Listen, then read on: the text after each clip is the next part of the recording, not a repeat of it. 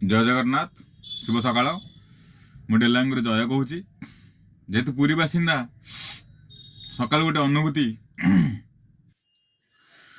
प्रभु मो जगन्नाथ कहती मो प्रभु कहती आम जेकोसी जगह को जाऊ जहाँ भी करूँ आम सहित भक्ति रहा दरकार।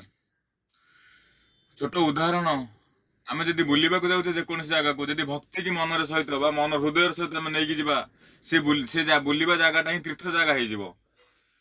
जब संगीत गाऊे यदि भक्ति सहित संगीत गाया संगीत सहित भक्ति की मिसई गाइबा ताल से संगीत भजन रे परिणत हो। खाद्य खाऊे जेकोसी खाद्य आम खाद्य खाऊे सनातन जेहेतु आम तो शाकाहारी खाइबा योग्य जेहेतु आम खाद्य खाऊे यदि खाद्य सहित भक्ति की मिसेबा से प्रसाद बनीज। भगवान आमको समस्त जीव जीव जगत जीव कर आम ए जीवर ए हृत्पिंड ए जीवर यदि भक्ति की आड करवा ताहले ये मनीष बनीज।